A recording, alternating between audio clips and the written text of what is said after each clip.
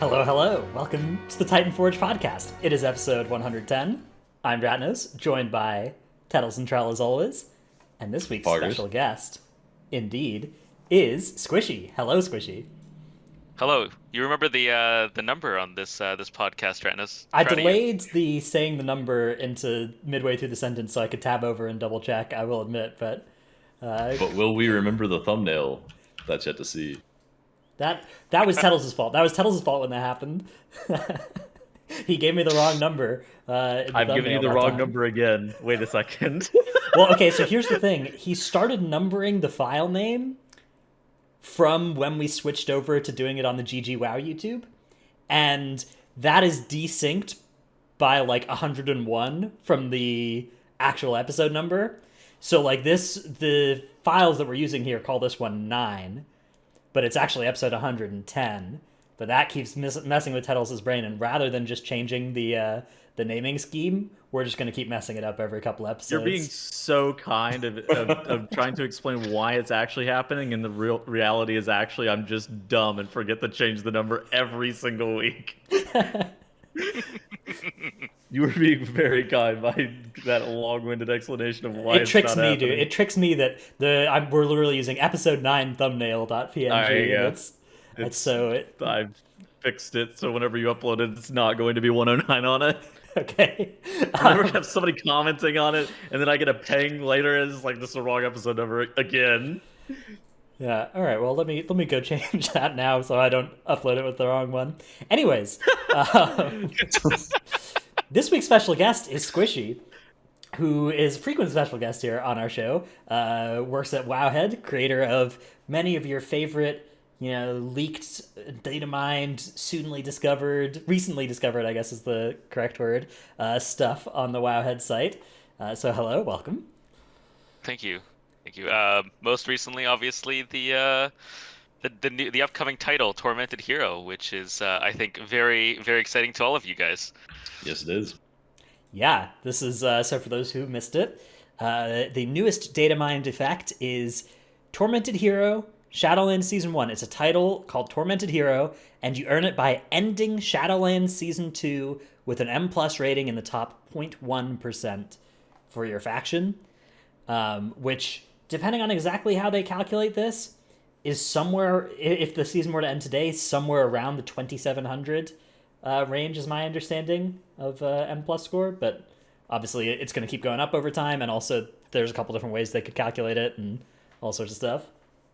Yeah, I think right now, I think the number that's being thrown around is like 2,700 for Horde, 2,650 for Alliance, so it's like not even that far off for Alliance. A lot of people were assuming that Alliance would just be kind of like a freebie, but the rating cutoff is still kind of close. I mean, the thing about top 0.1% is it like Alliance has a lot less players, but less players means less slots as well, right? There will be fewer people in the top 0.1%, so it's like the average rating between the two, that I guess. And it's not even just like average, it's like how good are those top people. Yeah. Anyways, that I expect is going to change. I expect that there will be some fraction of people that aren't currently in that cutoff that want to be there, and people that are in that cutoff that want to stay there. And that competition should probably drive up the score by some... I mean, also just naturally, score goes up over the season. Yeah, I think this is pretty exciting. I think this is a pretty cool development for sure. I think that, there's some... I've seen complaints on both sides of this. Some that are like, hey, top 0.1%, that's such a small group of players. Others saying, hey, this is like thousands of players. We should reward the top. And then usually saying whatever threshold would include themselves only. True. And I think the top that me percent. yeah, exactly right. It's that classic thing where it's like, oh, the people who play more, those people are super hardcore, sweaty, no lifers, and the people who have lower score than me, well, those are super casuals and they don't need any rewards. I think this is cool. I think obviously it's just a title, so pretty low effort for them to create on Blizzard's end, pretty low impact thing, but still, this is the kind of stuff that I think there needs to be more of. So step in a good direction, I think. I think it's a great step in a good direction. I think it'll be cool to see what Radar.io does with it as well. If they have like a big cutoff line on their leaderboards to see exactly where you're at relative to the other 99%. I think that'll be cool. I also think this is good incentive for Blizz to continue to balance specs because it's the top 0.1% of your faction, not your class or your spec. So this is one more copium thing for me that I think Blizz may balance better, but I mean, there's no shot. So the reason that there's no shot is because you can definitely hit the cutoff. That 2700 cutoff, you can get that as literally anything. You could get that as probably the worst DPS or healer or tank spec. Obviously, tanks are really balanced right now, but you could certainly get that cutoff with probably the worst DPS or healer spec, and those are normally not that great. But you for sure. But it'll be harder on the worst. What do you reckon that is? Like what, Serve Hunter or? No, it's like Demo Lock. Demo Lock is a good one. Okay, here, let's take a look. Oh yeah, dude. There's and Demonology Warlock above the cutoff right now, Shelly. Yeah, see, exactly. I mean, definitely that is probably. I think the argument though is that worst. Like being as skilled as Shelly is at demo is required for that, but then if you wanted to do it as like a sub rogue, right? There are dozens of them, many pages. Yeah. Yeah. I think the important thing to know too is like this is data mine. It wasn't in their patch notes for some reason, and it's unclear exactly like what kind of 0.1% of all players, of players who have done a key, players who have logged in, or every single character possible. Like players who've done Keystone Masters. Yeah, those are all like very different values. I'm not exactly sure how Gladiator's done, if any of you do, because the 0.1% is similar there. I think it's of all people that have rating. No, it's 1500. It's everybody 1500 or up. I think it's 14. Maybe it's 1400. It's 14 or 1500. There is a rating cutoff for you to be eligible for the to be included in that. Oh, okay, Dreams in Chat says 1K. There is a rating 1K. that you have to achieve. Which actually, yeah. So that'll be interesting as well, because the calculations that have been done so far have just been looking at like everybody who's done a key. And so if you looked at that's there's like 2 million there, so it'd be top 2,000 players. Yeah, that would change a lot. I think if they made the minimum at like plus 10s or something, then the 0.1% would be like people doing 28s, 27s, 28s probably.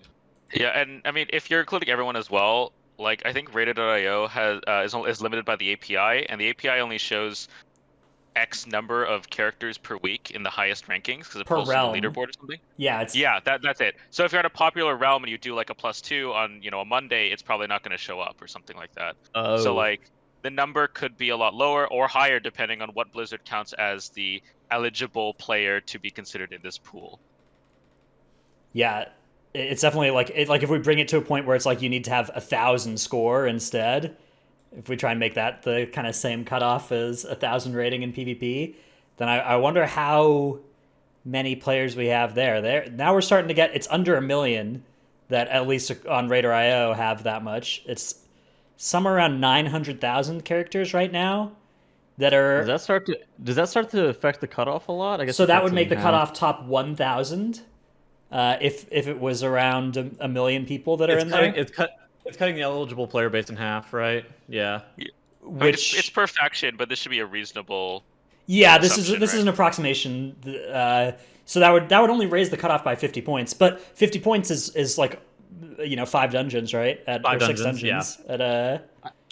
Yeah. I suspect that cutoff is probably going to be like the 2,800. Okay, so assuming that 2,700 is like the correct number, I suspect the cutoff's going to only rise like maybe 100 points at the most.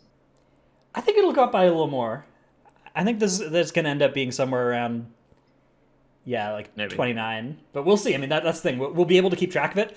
I imagine that Raider.io will keep a tracker of it, especially once Blizzard actually announces exactly what the formula is going to be, because I think that would be relevant for sure. The issue with 2,900 is like those are 27s that you're starting to do, and those are really fucking hard.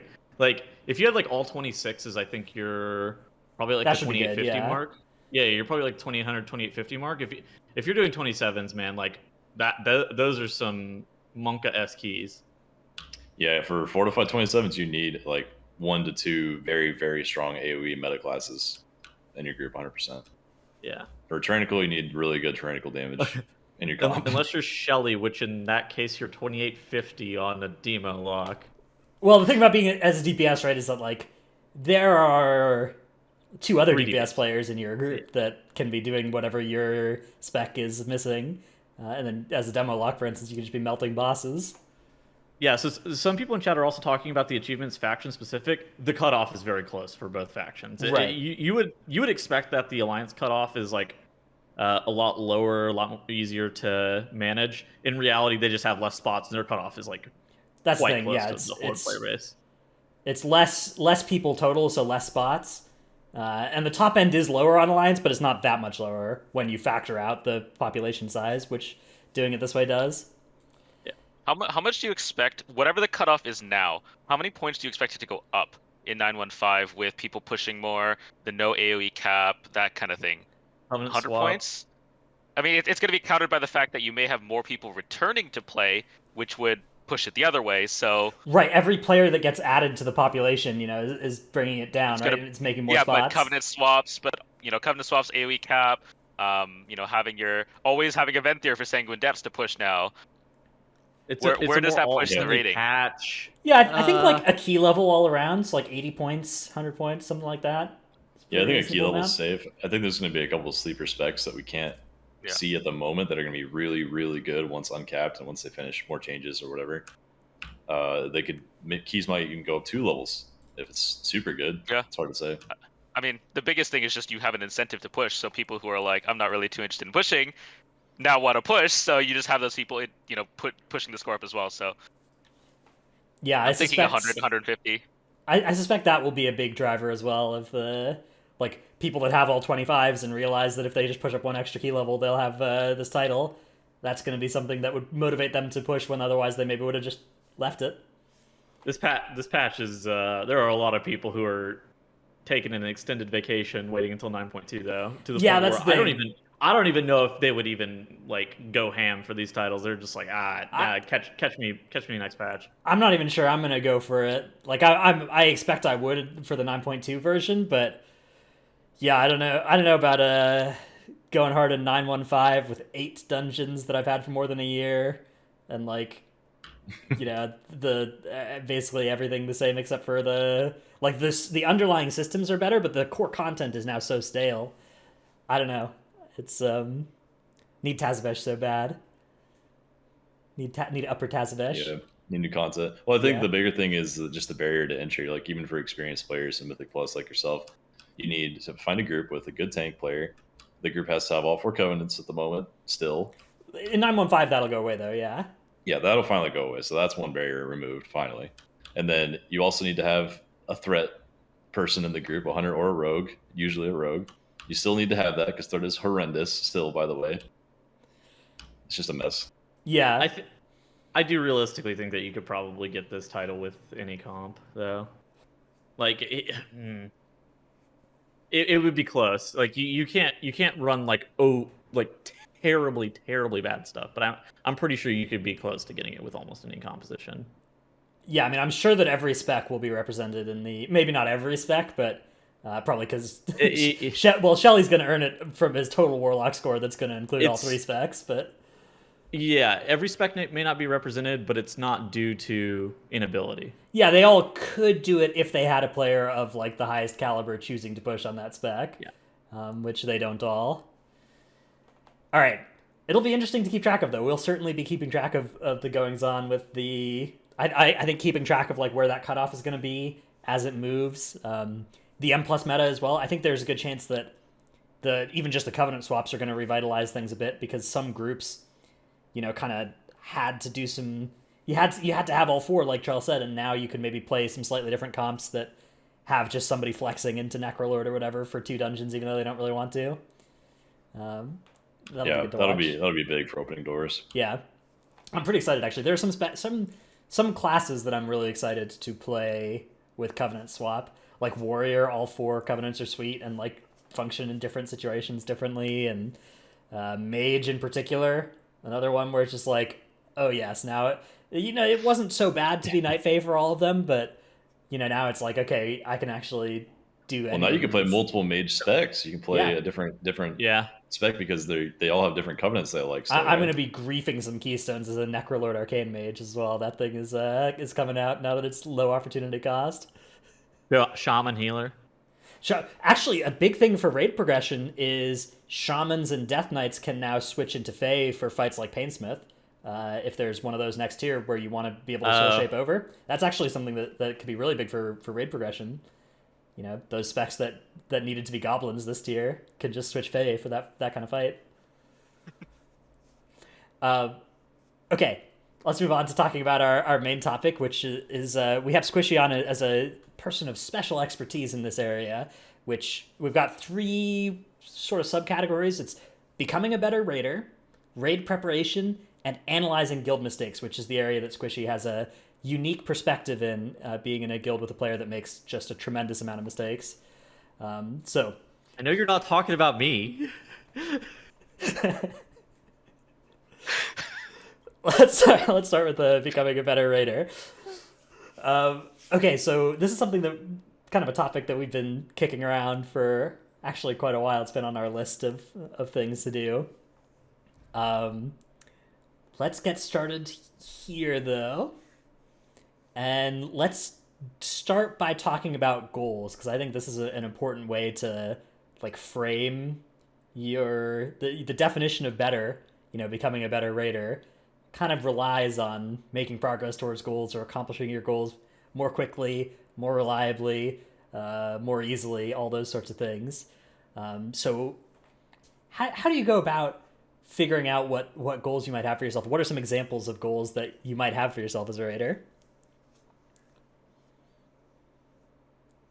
Well, I mean, I think one of the most popular goals amongst the raiding community is Hall of Fame, at least on the upper end, because that's a very noticeable, easy to see. There's a nice list, and you get a nice achievement and title out of it. But other than that, it's really, I mean, WoW as a game and raiding to a lot of people is fun. So it's whatever you really want it to be. Is it a thing that you want to it's a thing that you just have fun with your friends, and between tiers you go play whatever other game you want to? Or is it a thing where you're playing WoW because you really like WoW, and these are the people that you're just playing alongside with? And determining that, I think, is kind of the big first step of raiding in WoW. Yeah, so like there's that Hall of Fame. If you want to do it with like the markers of, an achievement, there's Hall of Fame, Cutting Edge, and AOTC that are all guilds will aim for all 3 of those at different levels of difficulty that I think work out well. But yeah, like you said, I think some people want to raid because they want to perform really well in raid, kind of independently of the achievement, right? But it's just like, oh, I want to do a lot of damage, right? I want to do so much damage in raid. I want to parse super high. Yeah, I want to have parse. Yeah. a zillion DL star points, right? Which is something that we talk about as being a potentially dangerous metric to focus solely on. But if it's one of the goals, one of the things you have fun doing in the game is that, it's absolutely one that can be acceptable. And then, yeah, just, I don't know, playing with your friends, wanting to clear the content with your friends, wanting to have something fun to do 2 nights a week, 3 nights a week, however many nights a week. All very reasonable goals. But I think the main thing is some of these goals are going to clash with potential goals other people might have, right? If you're trying to have fun, trying to log on and have something fun to do for 3 nights a week the whole tier, and other people want to get their achievement and then raid log, or not even raid log, but like take a break until next tier, those sorts of things can be pretty conflicting. And so finding a guild that, has a plan that works with your goals is a vital step for this. And it's not, nobody's wrong if that doesn't work out at a certain guild, right? That's just how it is sometimes. Good. Yeah, that's pretty important. I was just going to say, like, finding a guild with your same goals is hard, to be honest. It takes a while, I think, in anyone's given scenario, because everybody has just like a slightly different vision in mind of what they want to do with the game. Some people want to raid 1 more hour for the week, and some people are good with their current raid schedule. Some people would want to do an alt raid. Some people would never want to play an alt in their life, and it's hard to find 20 to 25 people with that exact same set of goals. So keep an open mind a little bit. They don't have to be the same, right? But they all have to be like compatible, where with whatever the guild decides to do.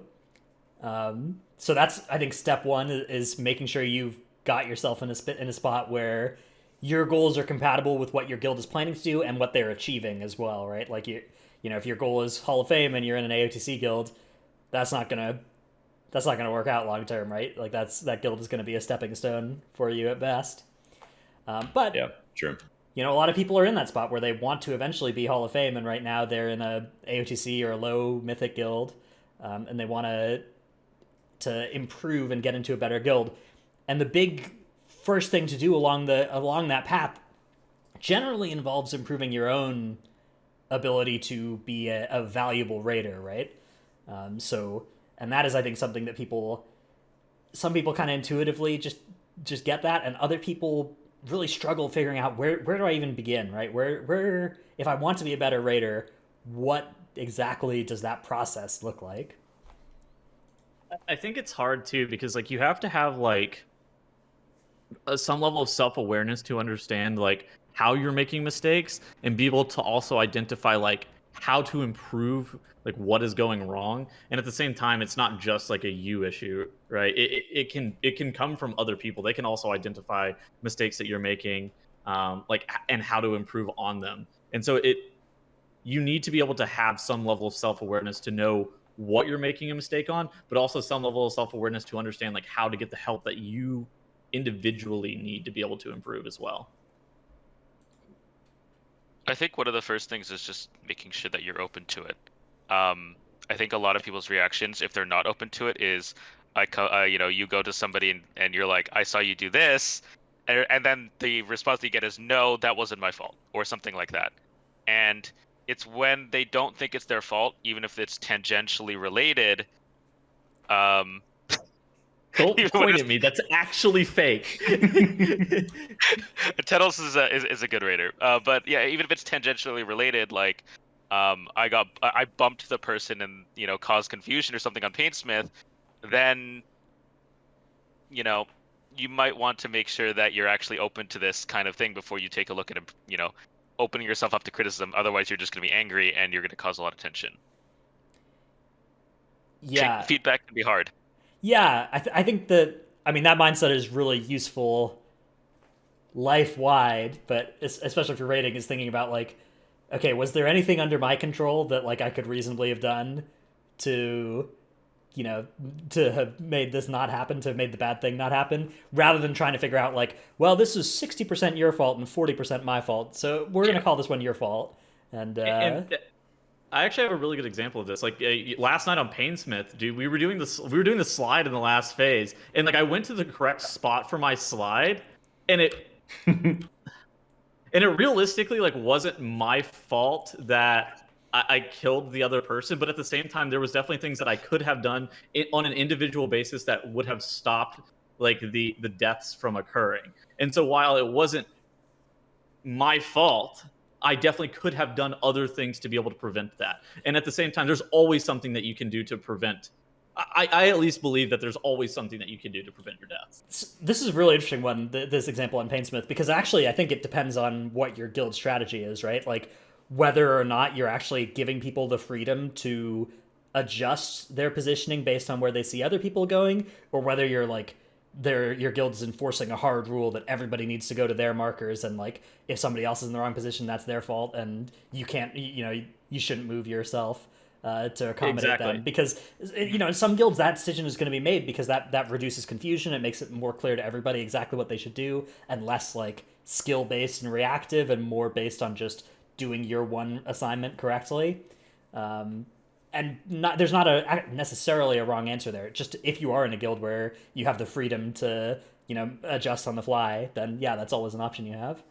I mean, we don't even have the freedom to adjust on, like, we do the static strategy where you do the slide relative to like what marker you have, but at the same time there are still things that I could have done. Like instead of moving like front and back, I could have moved like horizontal one tile over and saved myself in a different way. Yeah, I think making that kind of adjustment it can be valuable. On the, you know, some other times it's important to not, like, if it is just straight up somebody else's fault for something, you know, and you could do some crazy bizarre way to save it. That's sometimes not worth thinking too much about, but it depends on the situation. And Painsmith it absolutely can be. Yeah, I know on Guardian, like the there's the sentry that goes around that randomly shoots people, and that thing hits really hard. And sometimes you just get gunned down by like 3 consecutive shots right before the first like hit goes off, and you're like, well, I could have personaled, hellstoned. It just happened in 0.4 seconds, and my bad. I'll try to have I a guess personal I love could for have it. pressed something. Yeah, those are those moments where you're like, I guess I could have pressed something, but shit, I guess I'm just old. So it's like those moments are like, well, I probably could have hellstoned or something, try to react a little better right before that hit, or had a personal or called for an external, but there's probably bigger fish to fry if you didn't kill that boss than one death kind of thing, and had a res. Yeah, on the other hand, that's a good spot to look and be like, well, am I ever actually planning to press my bark skin? Can I just press it before the first big hit comes out every time? And, Yep. It'll just reduce some damage if I'm not being targeted, and it'll mean I can't die if I do get targeted. Exactly. There's is the big thing. Absolutely. I think that's a really useful technique as you get into like high-end mythic rating as well, is figuring out like how could this work out badly for me and what will I do if that happens, rather than having to have it happen to you first, is a really valuable skill to have as a raider, especially like when you see somebody else die to an unfortunate overlap in mechanics, trying to figure out in your head, okay, well, if that happens to me, what can I do to make it so I don't die to that? Because one of the most common issues that I've seen is like people will watch like one kill video for a boss and then like determine that that is their level of preparedness, that they're okay with the fight, when in reality, like you said, there is a lot more nuance to bosses that goes into like the pulls themselves than just the kill. But whenever you just watch the kill, you only see like the dance being done perfectly, and you see like the end result of a lot of pulls, a lot of attempts, and a lot of preparation. And like you need to know the nuance and the nitty gritty of some of the things on a lot of these different bosses, and you just kind of have to. There are like learning pains, right? There's just like points where you have to go through to be able to kill a boss, and there's a lot of normal progression curves that guilds end up having to go through, where you have to like learn a couple of things. Like in Sylvanas P1, there's some stuff with like, oh, how much damage do I really need for these chains? How much damage do I need to put in the boss?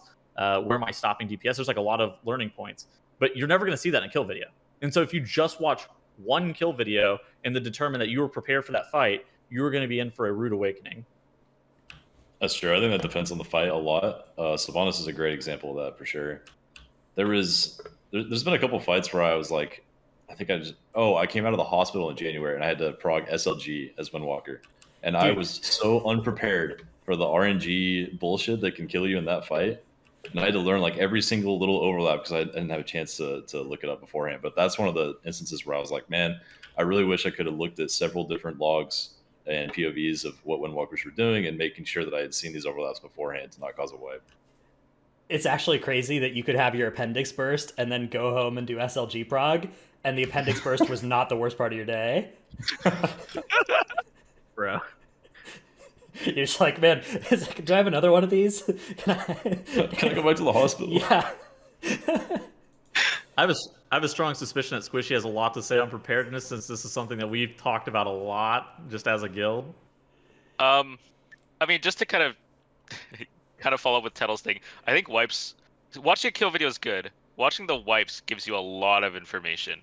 I know specifically like phase 1 of Sylvanas, we had a lot of deaths due to like the black arrows, like how they overlap and chain like 3 back to back, when people should have just been immuning them, and they were trying to save their immunity for some unknown point, but for the next 5 minutes, there's nothing that you could possibly use an immunity on. So stuff like that. VODs are very, very, very good, but I think the thing that people overlook a lot is damage intake, and usually play more reactive with their defensive cooldowns than proactive. Especially on a fight like Sylvanas, you know when that damage is coming in, what the damage patterns are. The only difference is realistically, did I get arrow or not? And you can plan your defensive cooldowns accordingly. Similar thing to like Painsmith, if you get chains in the last phase, you can't get chains back to back. So if you get one, you can't get the next. And then you can plan your defensives and be like, okay, if I get the first, that means I'm probably going to get the third, and I might need to call an external or like have something big for there as well. So stuff like that, I think it's a big thing that takes time, and that's I think a reason that people don't do it as much, because it is putting a lot of effort in, but it does significantly involve improve your survivability if you take the time to do it, because you know more about what's going on with the fight. Yeah, I would actually argue, I would support that and say that as a DPS player preparing for raid, it's probably more valuable for you to look at the defensive parts of the fight that you should know in advance than the damage parts, because the damage parts you're going to learn naturally, but the defensive parts you can save your raid 15 minutes by just knowing the overlap. Yeah, I think another, if you'd rather improvise than prepare in advance, which depending on the situation, there are players that don't want to spend like 3 hours looking at VODs or whatever before a raid fight, especially if you're not in a guild where that's the culture, right? If you're in a guild where 19 other players are going to be dying and experimenting, then you just want to do that yourself. I would say that a big life hack for everybody is to just press your defensives as soon as like anything targets you, just press a defensive as a DPS player. And if you ever find yourself in a spot where it's like, oh, I don't have a defensive and I wish I would, first of all, just call for an external. All the healers just always have extra externals they're not pressing anyways.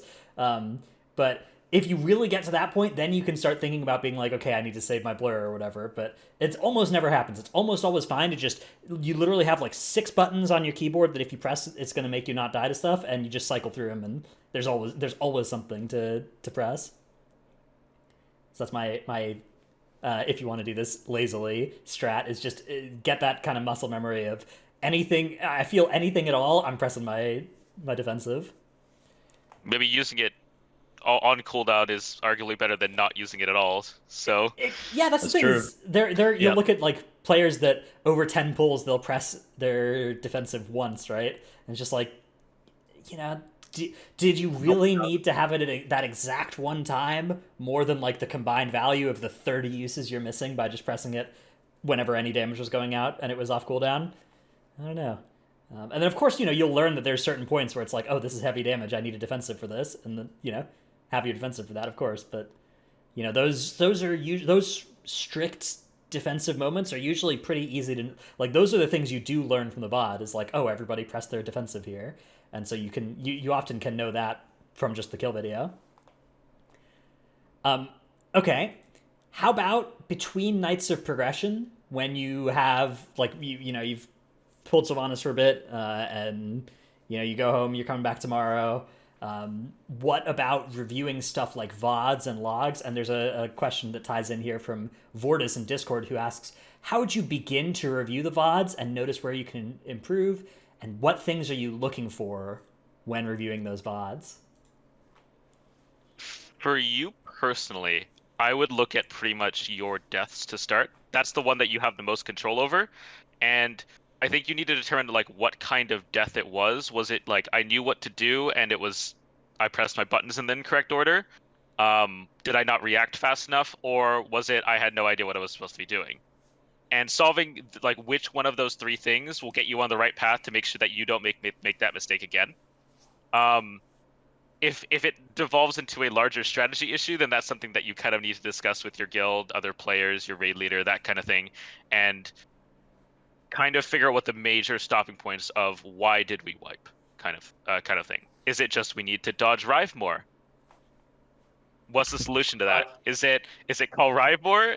Or maybe chains are taking too long to die, so people are getting dragged and having trouble dodging the Rive that way. So you'll have to figure that out for your guild.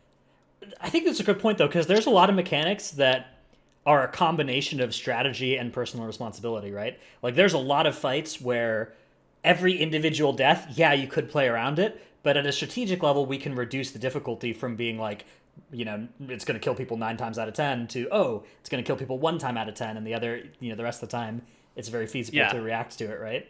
So doing stuff killing those chains while they're 3 or 4 stacks, where instead of 5 or 6 stacks, is like a huge way of doing that on Sylvanas and adjusting strategy accordingly. Big. Another good example for people who haven't done like Sylvanas Mythic and don't really understand the woes of that, Painsmith balls. If the faster you kill Painsmith balls, the easier it is for your chain, the people who have the chains, to get through the balls, right? And to get your whole entire group through. So like whenever the balls are out, your top priority, kill that ball that you were assigned to kill, and then move through as a group. Yeah, that's true. Like, yeah, doing 20% more damage to balls makes it so much easier. And it's like, yeah, you could still look at those deaths and be like, yeah, this is a personal responsibility death, right? Oh, this person should have soul-shaped through early, and, these people needed to move out of the way. These 18 people all needed to move instantly to let this person with change through or whatever. And, like, yeah, that is true, but is much harder to solve that problem than it is to put 20% more damage into the balls, and that is something where it's like it's actually a strategic issue. That's the easier way to fix it. Yeah, and for you think- personally as well.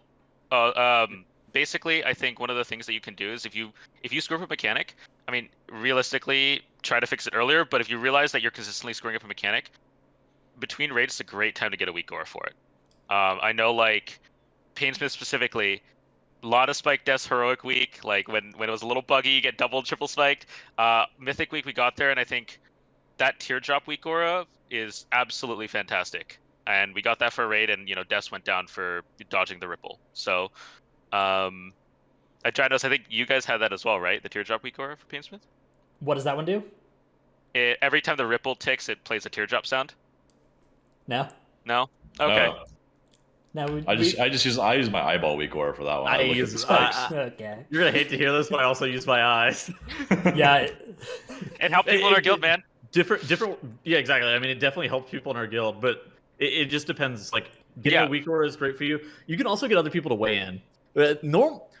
For most guilds in general, there are going to be people that, for basically almost all guilds, anybody who's listening to this, there are going to be guilds ahead of you in progression that can review your VOD with you if you know the right people to bring the VOD to, and they can help you understand what you're doing wrong and how to improve. And it may not even be somebody who's playing the same spec as you. It could even be somebody as simple as like your raid leader or somebody else in your guild, and you'd be like, okay, so yeah, you're playing a warlock and I'm playing a moonkin. I'm struggling with this movement, and it seems like you're doing this movement a lot better than I am. Can you help me out and explain like what you're doing differently for me to be able to make this movement happen? And it's not always going to be like, Yeah. How do I learn demonic circle? Yeah. Okay, so I mean, obviously, if they're abusing demonic circle, but like, there are things that you can do, and there are people that you can always talk to and try to get some input, and they can watch your VODs and like they can help you out. There are like class discords of people that can help you. It really just depends on like your level of progression. It depends on your level of progression is what I will say. But getting people inside of your guild to help you, getting people in guilds that are equal progression or higher progression than you can also be something that would be of great benefit as well. Yeah. Depending on if you don't have any friends, maybe there's a streamer as well that can help. Some streamers for certain specs don't mind looking at VODs, and in fact some do VOD review days and stuff. Some mine it for content. Others don't really want to do that, so try and figure out before pestering whether or not the streamer is of that variety or not. But if they are, that can be a good resource if you don't have any direct friends. I think that's definitely a good tactic for it too. And then I think another big important thing is if you are coming in without experience on a boss in a situation where everybody else does have experience on the boss. Sometimes this is a case of like, oh, I've just joined a better guild than I was in. Oh, I've just rejoined, for the tier or whatever. And I have 0 pulls on Painsmith and this guild has killed it and has 100 pulls on it. How am I going to go in and not make a fool of myself? But sometimes it's also just like, hey, I was on the bench and now I'm being brought in and like they're in phase 3 progression, but I still haven't done phase 1 and 2, right? Like those sorts of things. Are there any shortcuts for picking up the fight faster in those sorts of situations, do you think? Ask questions. I think Frog? most people would rather you ask questions beforehand than going in and wiping 5 times to reason number 5 or whatever. I mean, or just even if you don't have any specific questions, you read the strategy or whatever that your guild's doing, just ask to sit down with like somebody of your same class or like your same role or even just a raid leader and be like, hey, can we walk this through real quick? And I think that's like kind of the most reasonable general answer that you can do without getting into any specifics. Yeah, That's definitely the way to go, and that also covers your ass, so that when your raid leader like forgets to tell you something crucial that they do that no other guild does, and then you don't do it because you don't know about it, you're like, well, I did ask about it. It gives you at least something to fall back on. Plus, you can usually find a VOD of someone in the guild that you're trialing in or just joining, and have it for reference before you do it, just so you can see exactly what strategy they use, because there's a lot of bosses out there that each individual guild has a completely different strategy on. I will say that no matter how much you do this kind of stuff, if you're coming in with 1 pull and the rest of your guild has 150, like it's going to be ugly the first week or so of it being in that situation. So if you're somebody that's in a position of like evaluating trials and you have any that are under those circumstances, I would say basically just ignore how that first, that's not something that they'll actually come up on progression, is how well they play with one pulls versus your 150. And almost everybody fails that test horribly. There's some farm weeks where you need some Sylvanas loot, and those people weren't in on Painsmith progression. They got to come in. Yeah, Definitely can does happen. happen. It's not the it's not the, especially when it's like all 10 bosses. It's like a big overload of stuff. I would just say when I was in the situation, I failed horribly. I blundered so bad the first Mythic Guild I trialed in because I came into a boss that had like 100 pulls on exactly this scenario, and I didn't know how to do like the proper research beforehand, and I just made absolute fool of myself as a tank. So I would say, obviously try and do it as well as possible, but don't be too hard on yourself if it's hard, because that is, I think, the hardest part of joining a guild in that situation. For sure. Okay, then finally we gotta zip along here, but attitude-wise, keeping the focus on the guild first, the progression first, the chance of killing the boss first, rather than on individual stuff, rather than on like what's going to be good for my damage versus what's going to be good overall, right? Like if it's like, hey, can you move your cooldown here, and you're like, oh, this is going to hurt my parse, especially during progression. That sort of thing is a really caustic, brain pathway that you need to seal that thing with dynamite as quickly as possible. Yeah, I mean, I think making sure it's similar to the first thing, finding a guild that meets those goals. If you're in a guild if you want to have that guild first attitude where everybody works together to achieve a certain goal, then hopefully everybody else around you has that. And when you ask someone to give up their PI or give up their Bay Guardians or whatever, they're probably gonna grumble about it because it sucks, right? Yeah. It sucks. Everybody knows it sucks, but you're gonna do it for the good of the guild. Like I Missing know a lot of me. like a common thing for Boomkins this tier was on Sylvanas was they had to sit there and Heart of the Wild heal for a good 40 seconds because you were just out of healing cooldowns. Tettles probably didn't enjoy it, Fine. but he did it. I'm an amoeba anyways. Fuck it, I'll press my button. He does 0 damage during that time, even if he didn't. So, he's outside of cooldowns. So true. Yeah. True. Been through problems. All right, let us move on to our tip of the week segment before we get to the raid leader and analyzing guild level mistakes angle, less the individual angle. So my tip of the week is the Sarge mount, which you've been bombarded with some pop-ups in the BattleNet launcher. It's actually fairly quick and easy to achieve. Here's a little Wowhead article you can find as well.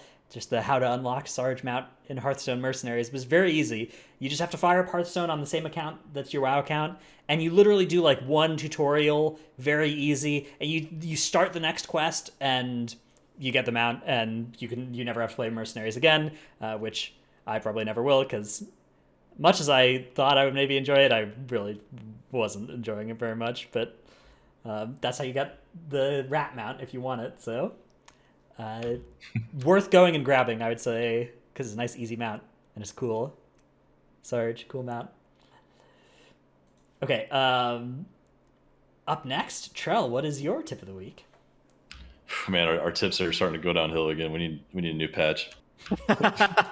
True. Mine has to do with I think it's only for Brewmaster and Windwalker players, but this might apply to others in future patches. But there's a two-handed weapon this tier called Joe Tunger or whatever it's called. You get from the 9. It has a really long on use, 30-second long stat buff that basically gives you like 800 secondary stats with a mythic version of it.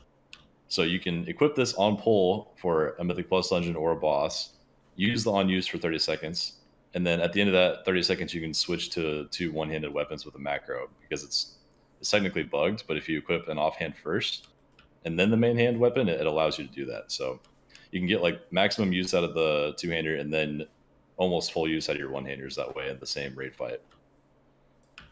And we'll post that macro in the show notes too.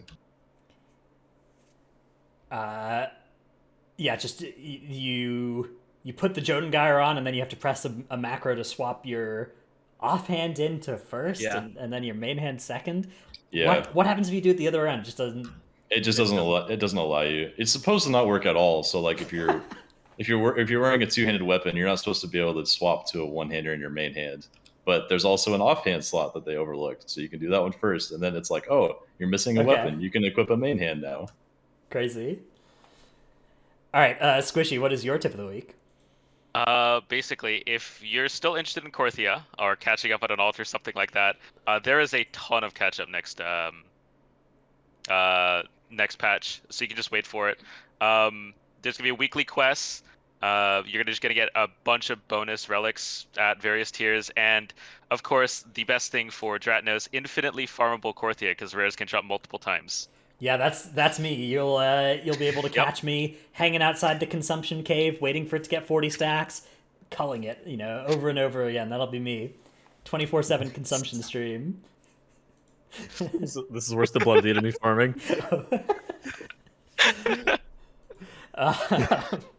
Comstop, man, was so doomed. Oh, I love Comstop so much. All right, Tettles, let's take a look at your clip, for which we're Sound warning. Sound warning. I Sound will warning. play the sound. I'll put it on reasonably quiet for start. Those get pretty loud. Oh, no. It's a clip from Gromnak. Where's my pet? Where is my fucking pet? Pressing his kill command. And his kill command's not going off. And seemingly, he finds the pets, but they're not where he needs to be. Glasses are off. Mouth is wide open. Now he's screaming. I can't even hear him in this VOD, but I see his mouth is moving with... He's furiously moving his mouth. It was screaming. He stands there. Just turtles. Not even moving. He's so mad. Oh, beautiful, beautiful clip. That's a great clip. Yeah, incredible. There's My favorite part is that he just doesn't move 5 feet. He just presses turtle and just eats it because he's so bad. Yeah, I felt that. I felt that at my core. Definitely. Beast Mastery, dude, there's been a couple fights like this. The Carapace and Azoth was a big one as well, where like one of the two sides you could go up, your pets just wouldn't work. Yep. Oh, Both of So them. It was frustrating. awful. When you press Oh, your yeah, kill like- command button and just nothing happens. The last raid, Saturday Nathras Phase 2, BM Hunter just couldn't hit the side ads because their pets could get there, man. Really? Yeah, they're... What do you expect the pets to leap across Well, the gap? You'd have to dismiss and resummon, which is like a 4-second commitment or something. What does DK Pet do?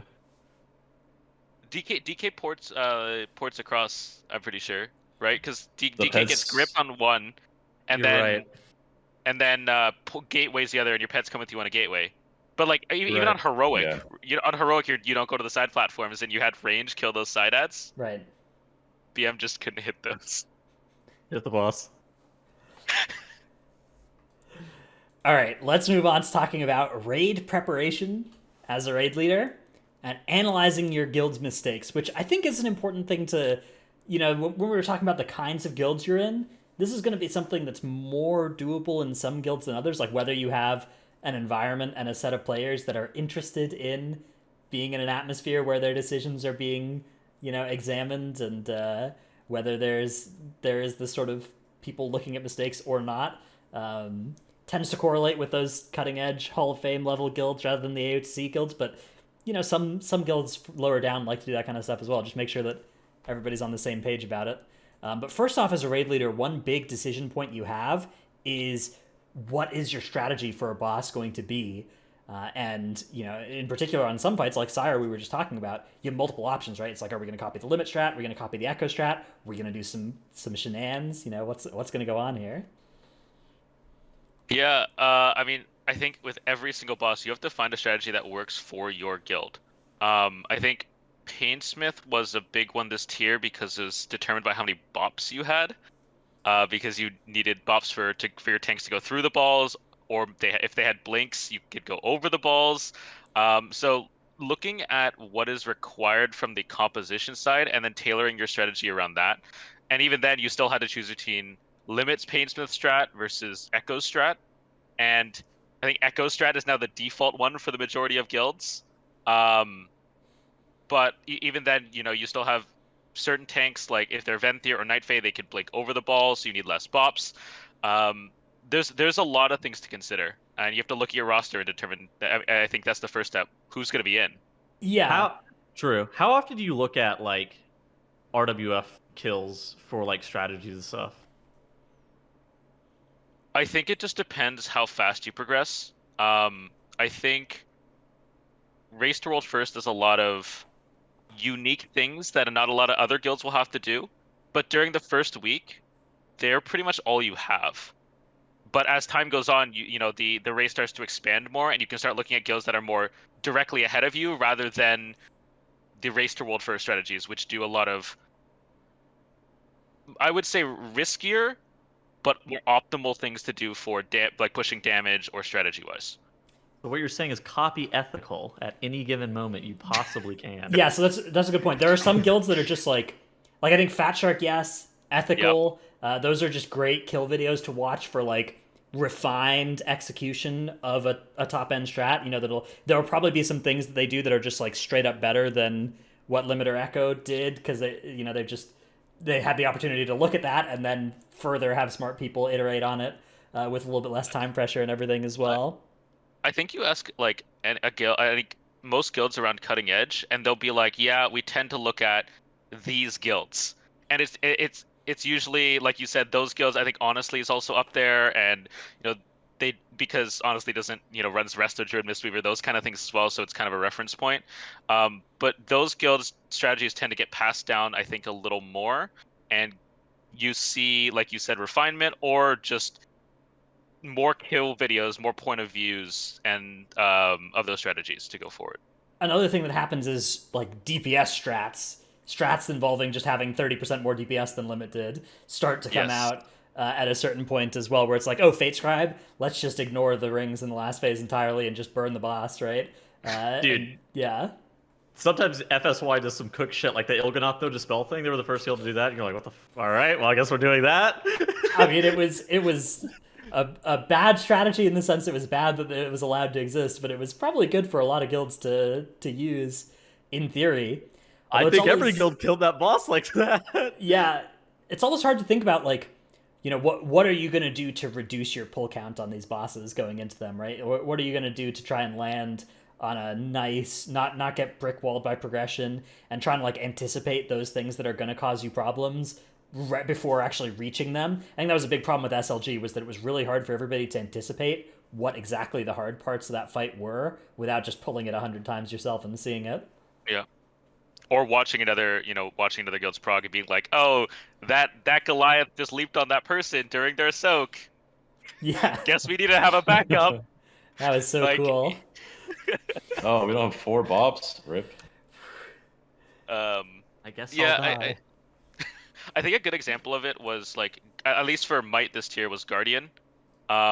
We saw like a handful of logs 5 heal during the first couple weeks when the common strategy was the 6 heal, and our healer officer Jadis suggested that, and it worked out like flawlessly. So just like small optimizations that you think you could do this, even if there's not that many logs, it's just a lot of research put into it, and you can iterate to make it slightly easier for you guys, because we didn't want to go through a 6 healer because we didn't really have a good option for it. Dude, right. We did some dumb shit this tier too with like our heal. Not like dumb, but it's like a non-traditional with our healing composition too, where we're just like we'll run stuff that's not good relative to like optimal. But I think that's a big thing though, is like looking at like what is it about their comps that makes these strategies better. And so like given our comp and we have the option, like given our rosters, should we be choosing the 6 healer or the 5 healer, right? Like, oh hey, we happen to have 3 holy paladins or 4 holy paladins, like, all right, let's do the 6 healer, right? Whereas, oh, we're playing like a holy priest, a mistweaver, and a resto druid. Okay, let's I guess let's have them do some throughput, because that's all we're gonna get them to do anyway. Yeah.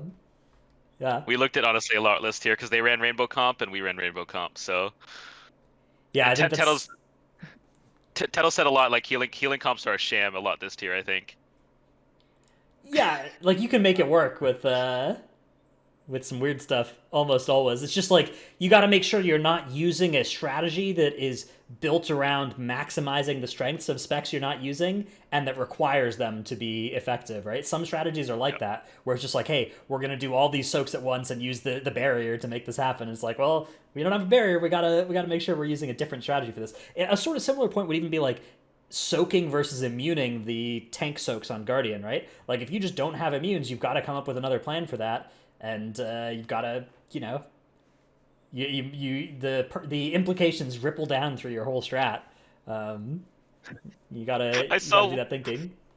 I saw one guild have a shaman soak the first one, die, onk, die on the second one. Like, thank you for your sacrifice. Shaman Was immune. it APT? That's great. Was it APT or was it like actual long? I don't remember, but it was just really funny to me. That's the Ian's really immune. proud of That's that one. that's the immune that's too powerful to reset from pull to pull. Yeah. They must All right, be stopped.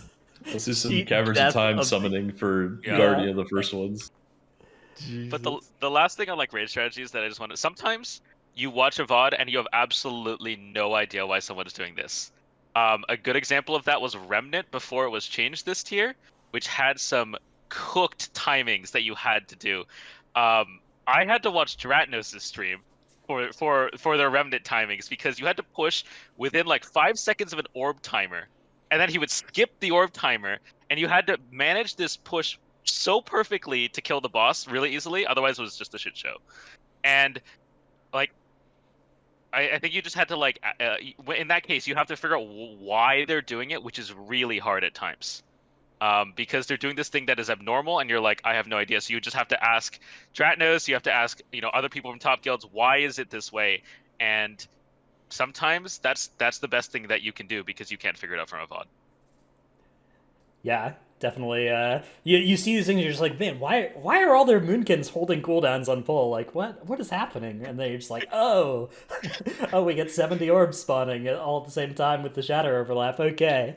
But then it's also an important thing, like if you're coming 3 months later and you look at a VOD and you try and replicate that, Blizzard's changed that. You don't need to do that anymore, right? So, definitely not something you need to worry about for later on. Similar with Painsmith, right? Like a lot of the Painsmith intermission difficulty has gone because you don't have that line of spikes that you need to use a movement ability to get over. And that intermission has changed dramatically since its first version. And a lot of those initial considerations about like, how are we going to get our shaman over this thing are gone. So Kel'Thuzad was changed twice as well. Big changes. Absolutely. Yeah. Massive. We went into Kel'Thuzad. I built the wrong strategy for Kel'Thuzad. Realized it was the wrong strategy for Kel'Thuzad after the first pull. I was like, all right, 10 minutes. Give me 10 minutes, and then we fixed it because it was an easy strategy. But that's what you do. So how would you? What advice would you give for like guilds that are like starting progression on like these 100, 200 pull bosses like Painsmith and Sylvanas to like reduce their pull count? Like what is like some general like tips that you can give to guilds to like reduce their pull count as much as possible? at this point, I think focus on survivability more than anything. I think the damage check at this point is significantly lowered with shards and all that. That you need to figure out. I think more so you're just going to you're going to wipe more to people dying than you are ever from just raw damage. I think that's true for like almost all non-world first guilds. Like with the exception of a couple of fights, like Sludge Fist is an example of a fight where a lot of guilds ended up needing to optimize for damage rather than just like pure everybody lives to the end and we kill the boss. But I think other than that, like once you get below world top 10, everybody lives to the end of a pull and nothing horrible has happened that's like hugely inefficient, the boss is dead in most cases. And that's the big challenge for, and then if you want to go and play an Echo or Limit, all right, now we're going to have to start doing some weird stuff that is really hard to optimize damage. But from a raid leader point of view, one of the things that I think helped our guild the most was just sitting down, having the Discord stream open, and just walking through the hard parts of the fight. This is the range slide. You go this way from this square to this square, like that kind of thing, or just like what happened is we'll pull up Civ Phase 3 because it takes 13 minutes to get there, and something went wrong, and you just need to stream it and be like, this thing right here, that's what happened. So make sure you soak that one. That was your soak type thing. We are lovers of the Epic Pen Discord stream. Yo, this is what you have to be doing. Please change this. Epic Pen's a great tool. We should shout that out. What is that tool? I'm not familiar with it. I've used it on your screen. Yeah, I've used it for VOD reviews and stuff on some YouTube content. But you can like watch your own VOD and then pause it and then like highlight and circle things right on the screen and then erase it like NFL replays kind of thing. Cool. What's it called? Epic Pen. Epic Pen. Epic Pen? Yeah. Okay. I'll have to look into Try that. just upgrading from paint to epic pen here. I'm never changing. It's going to be paint all the way through until Windows 11 removes it from my computer or whatever. I'm using original paint. That's a good tip of the week for next week as well. Windows 11's a scam. Don't upgrade yet. Okay. True. Continuing on. Moving on. Moving on. All right. Let's see. We're running a little low on time here. So, any closing thoughts on this section of raid prep as a raid leader, analyzing guild mistakes? Any big stuff we didn't get to in this area before we go to the Q&A segment? I'd say time management is a big thing. That is just that could be optimized more in guilds. Whether it's rather than spending 10 minutes between pulls, do you really need to talk about Rive? Why did you die to Rive type thing, unless it's a major issue? Just be like, okay, be careful, let's move on. Cooldowns reset, we'll pull in 3 minutes, kind of thing. Or even just having a soulstone after every pull, so that you have quick recovery. Just more pulls naturally means more progression, more learning, faster killed boss, even if it's the same number of pulls. Pull count doesn't mean everything. Right. You do have to be careful to not pull when there is a problem that needs to be solved, but often it is just the reps that need to happen, and identifying which of those two cases you're in is a big important skill for whoever's in charge. So work on it if you can. All right, let's get to our Q&A segment, but first we get to thank our wonderful Patreon supporters. They include HGC is 8 out of 10, real guild now. Hitachi Vibes of US Dichondrius. If the devs are handing out comeback candy, can we get Great Vault can't give me loot I'm already wearing unless it's a second one-handed weapon? Next. Buff Laser Chickens, Jaw, Dratnos' Dino Pillow, Chromed, Trekkie, Never Nude, Chewy. Dishonest raid guilds are the new organized scams, or Dratnos. That's Tettles' scam, not mine. That shouldn't be my Nope, that's you. No. Yourself day 548 or 458 of being in Tettles' Cutting Edge Guild. I'm told that today is finally. Okay. All right, Tettles is changing that. Let me get this one from the start because I figured out what it is now. Day 458 of being in Tettles' Cutting Edge Guild. I'm told that today is finally the day we go into Mythic, but first we need to clear Heroic one more time for alt gearing before the new raid releases tomorrow. This is some deep lore. I'll tell you about it later, Squishy. Yeah, this is Okay. Tettles told people to, if you have an AOTC guild that doesn't have enough people, to just tell people that you're planning to raid Mythic soon, even if you're not. I remember this. I remember this. It's a good tip. It's a good way to get more players. It's not AMZ, it's AMZ, Salty Seni, Necris, Tankdill, Nebuk, Bread Ceratops, Sinmora, Eevee, New World Main. Congratulations, hope you're having fun over there. Take Light of the Protector and Frenzied Regen off the GCD. No Trick, I scheduled a Tettles Flame, Dymat, Lufer, last WoW main in the guild. That is, dude, it's a graveyard out there for sure. It's a ghost town. If you don't have Bubble Wand macroed into your abilities, are you even a gamer? Nyx, happy 10th anniversary, Delete DH and his wife. Also, special shout out to Curran for his birthday. Also, dude, it was JPC's birthday the day after we recorded the show with him last week, but we didn't Apparently have any he got idea. the day wrong of what He it thought was it was his the day birthday, we too. recorded the podcast, and he didn't even tell us, but it also wasn't that day because he had the day wrong in his head, which is just a completely crazy sequence of events. Oh man! Happy birthday, JPC. Yeah, happy birthday, Curran. Happy birthday, JPC. Happy 10th anniversary, Delete DH. Gallic, Brusif, Dratnos Arts Abyss. Power Infusion is for the priest, Sekkas. Fake. Insanity, Xena. It's true, they're Shadow. We're playing Hanny will pump in 9.1. Rogue is now good enough for Prog, but still bad enough to be sat for SLG. Bless up. Red Color, youtube.com/workbringer. Walking Atlas has 2262 dungeon score and is 10 out of 10 heroic. Hey, congratulations, Walking Atlas. Ahar looking for a new guild. Koze's mythic team is trash cans and not trash cans. Alphabet Soup, Druid Friends of Evolved Gaming, number 1 Simski for Trelsky, Lolari. Lurker got a new job that will keep him out of Daytime Keys. Daytime Keys, now 100% Lurker butt pull free. Stay out of those daytime keys. That's so sad. Day Keys, so fun. Day Squad. That one dude RV walking in Arathi base in Comp Stomp. Milk. Narnar, the Marsh Hare. Soji is the number 1 little green man on US Thrall. Tim ist der Geilst. I still need to look up how to pronounce that thing. MW, Forced Brewmaster, officially got Cutting Edge. Maybe I can heal now. Congratulations. And happy birthday, Curran. We love you a lot. Thanks all for the support. Let's move on to the Q&A segment. Our first question comes from Warhammer, who asks, question for everyone. Many, if not all, top guilds ask for previous guild experience and why you've left them in their application process. In some situations, a player might be looking to move up to another guild, but is still happy and not actively wishing to leave their current guild. How would you go about saying you want to join a new guild, but haven't left your current guild?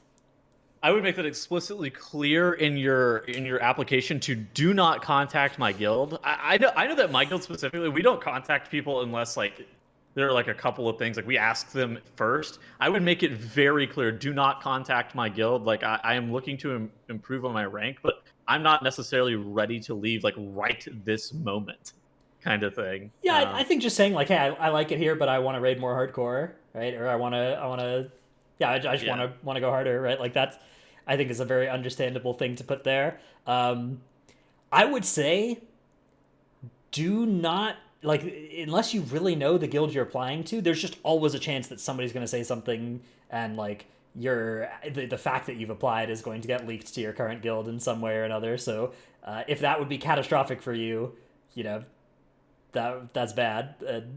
Be aware that's always something that can happen when you send out an app. I would always sorry, Squish, I'll be short, but I would always put in there and use this as an opportunity to say, I would like to stick with my guild until we finish this boss or finish the tier if you're close, as a way of saying you would do that for the future guild you're trying to apply to as well. Yeah, that's a common request. I think is, you know, it depends a little bit on what kind of guild you're in. If you're in a guild that's just never done with progression, right? Like you're nonstop progression cycle, get to 8 out of 10 mythic by the time the next tier comes out. You know, you're not going to have an easy off ramp to another guild. But if you are in a guild that's like, hey, we're killing Sylvanas in 5 weeks, I'd like to stay until then, or at least offer and see if my guild wants me to stay until then. Most guilds should be able to honor that and shouldn't feel too hurt by something like that. If it's much more than like a month in the future that you'd be able to leave your current guild, I would say just delay applying until then in most cases. But yeah, I think the thing that I'd say is, I mean, you would know your guild better than anyone. And if you're like between tiers, I think a lot of guilds, if you just approach them and be like, hey, like I'm gonna be looking to push up, that kind of thing. So I'm gonna be searching around, like nothing against you guys, but I want to push up. I mean, we've had that happen in Might, Tettles knows. You're just like, okay, like I wish you the best. If not, I'm not officially leaving. You're not officially leaving yet, but I'll let you know. I think people, like a lot of people, will be understanding of that. But your guild best. So that's kind of a decision. Just telling them might be the best answer. And yeah, just being honest about it. That helps them as well start recruiting for your spot, or for figuring out that your class is they're going to be down 1 mage or whatever next year, which can be important for the guild's sake. Our next question comes from, I actually don't know. Is this Theun? Theun. He's a BDGG here. I know he's a BDG. I've seen his name typed a lot. I've never heard it said out loud, though. Theun. Theun, okay. Sometimes I think a lot of people get wrong when trying to get better. Something I think a lot of people get wrong is fight prep isn't watching a VOD once or twice. How do you guys prep per fight, and how do you think it changes the higher you go? I did most of the prep for my previous guilds, plus it's useful to know what to look for. So we covered this a little bit when we were talking about what VOD review looks like, and it's definitely, just investing more time in it rather than just watching one kill video once or twice. I would say, though, that looking at stuff like trying to identify where the pivotal moments are and where the, like, strategy-defining effects are. Like, Squishei was talking about bops on Painsmith, but it's actually, you don't just know that it's bops on Painsmith are important from the get-go, right? You actually have to do that kind of identification of, like, what are the crucial things that we need to make sure we have a plan for on the fight. is a really big thing to be trying to do as well, and try and get a good idea of in advance. Yeah, pressure points on every fight. What are the things that we are going to wipe to the most, both in strategy and in mechanical play? I think we keep bringing up Painsmith, but it's just the easiest one. Making sure the raged understand their slide. Making sure that people understand as the ball damage. They're aware of the relative positioning and whether your guild strategy for chains is go to your marker or go to a marker.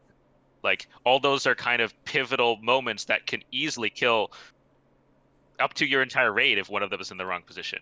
And the thing is, there's not like a single right answer for those questions, right? Like, it's go Right. to a marker, go to your marker. Both are valid options. There's upsides to both of them, right? It's more efficient to just go to a marker. It's often easier to just go there first and first come first served.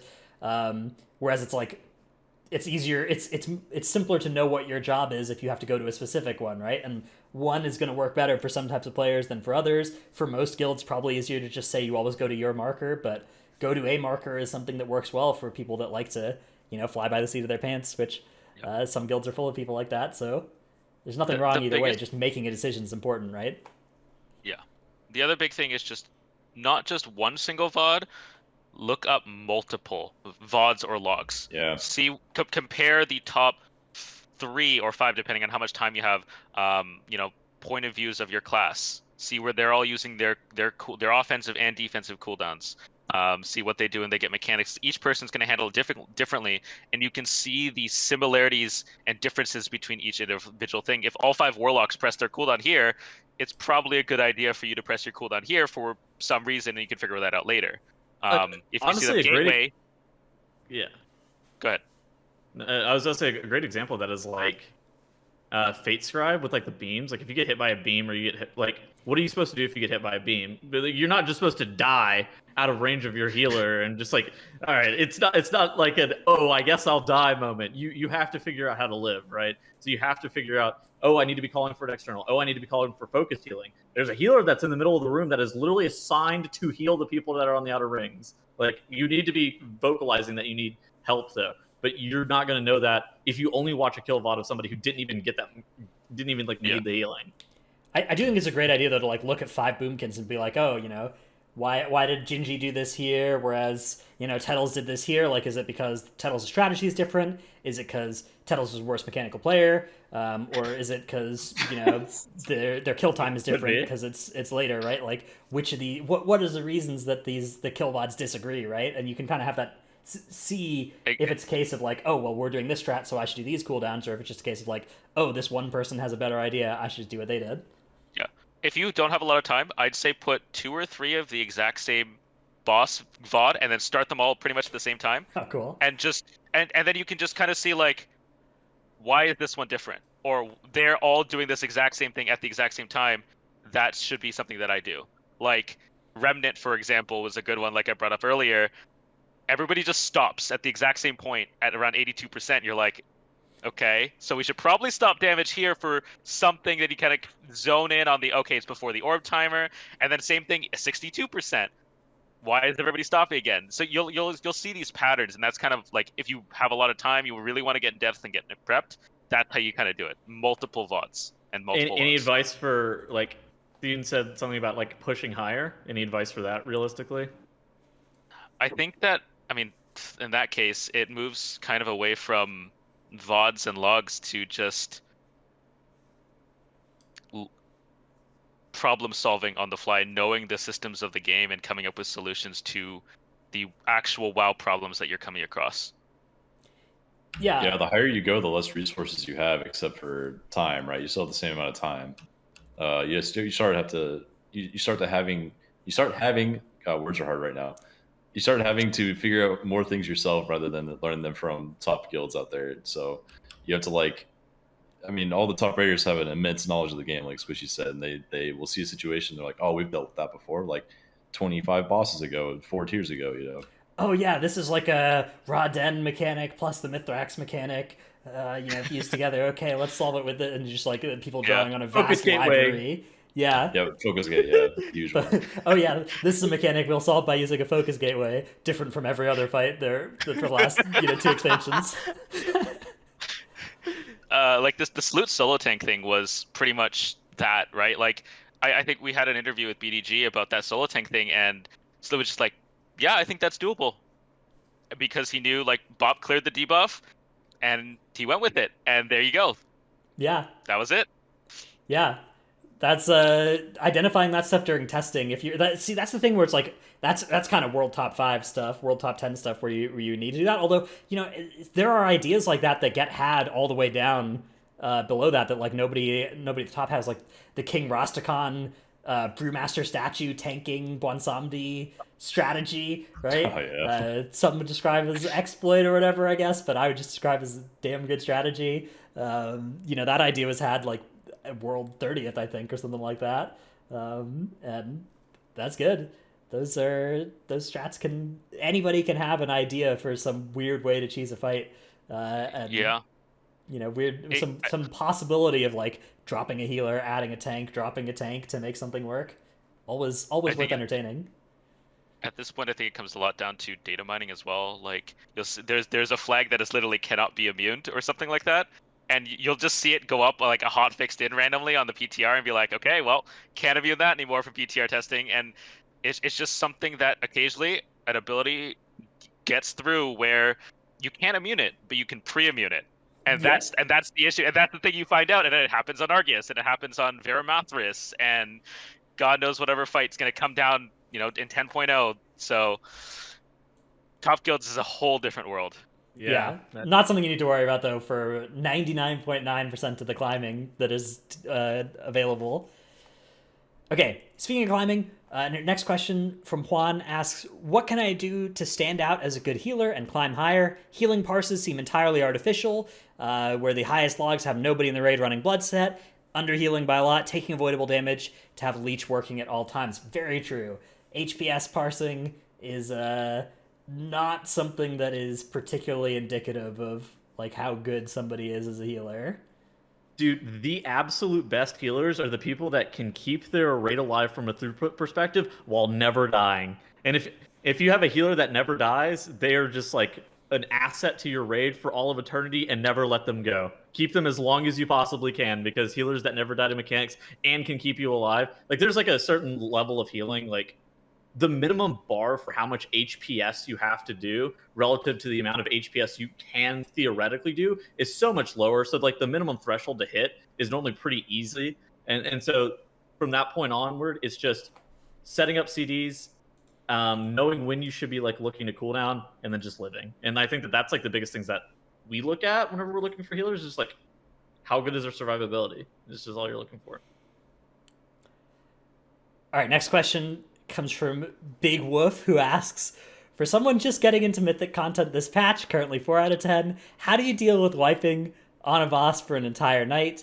And how do you then take that night of raiding and improve your own gameplay? I think. It's a tough one. Do you want to go, Tro? No, you go. For wiping on a boss the entire night, I think you need to figure out what works best for you. Sometimes you need to vent. That happens. You find a friend and you just kind of vent about how the night went. But I think, like you said, the important thing is improving your own gameplay in the end. Unfortunately, wiping comes with rating, and there are going to be pulls or bosses where you wipe for 200, 300 times.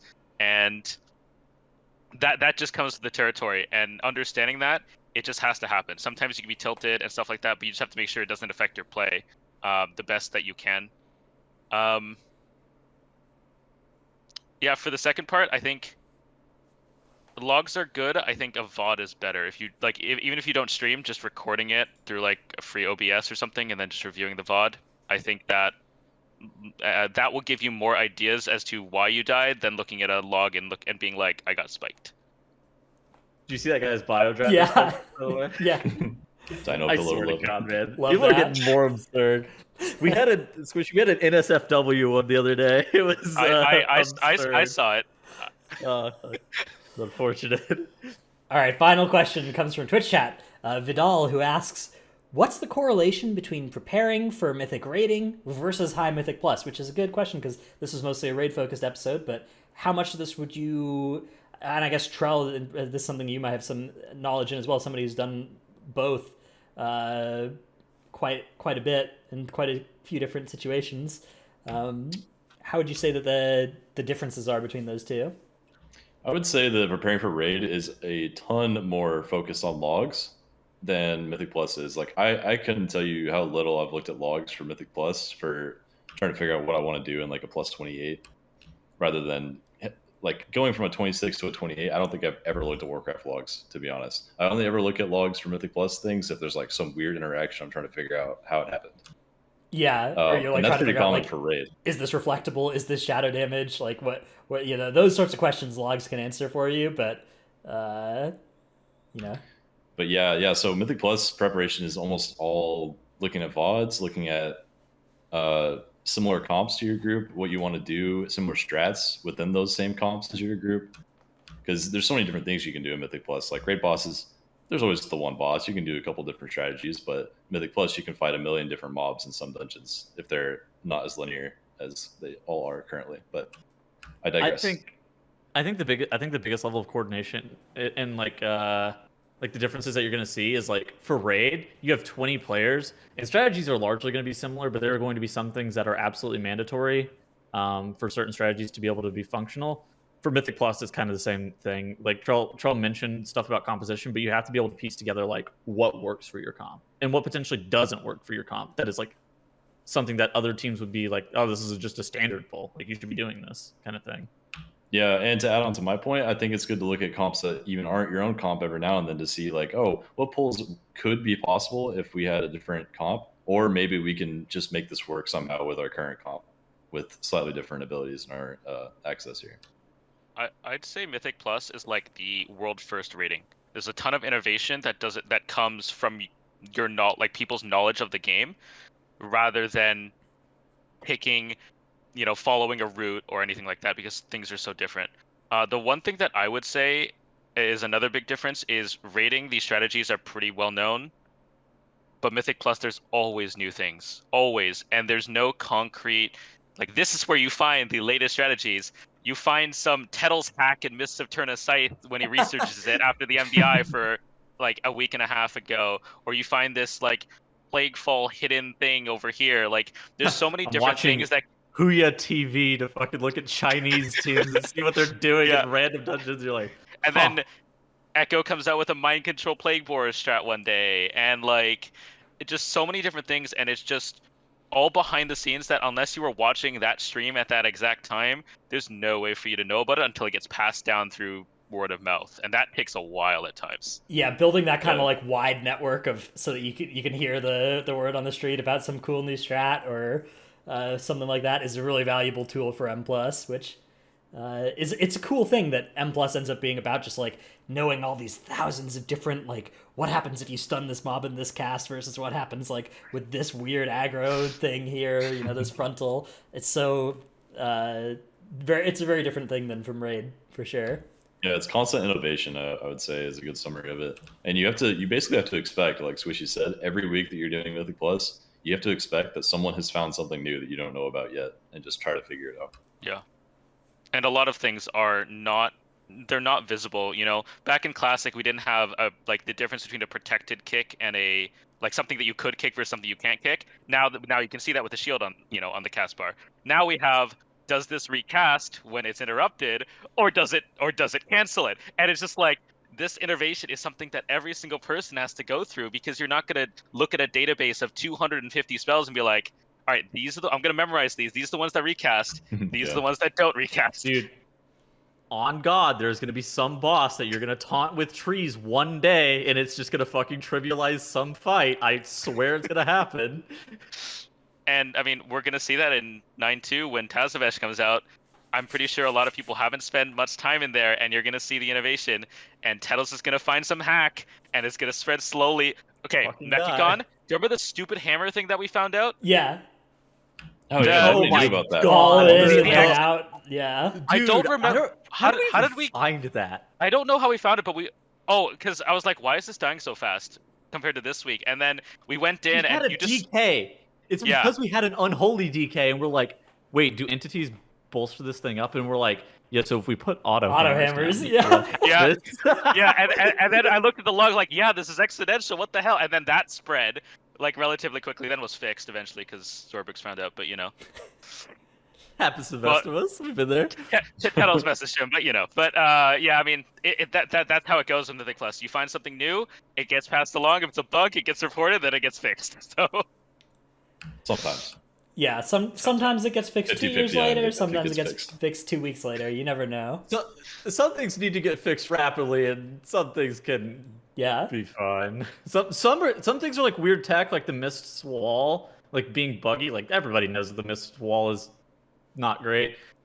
They're like snapping a Marth out of the boss room and snapping plague boars with infinite MD and stuff like that. Maybe Doing not that Temple great. of Citralis backwards with an 100% damage buff or whatever.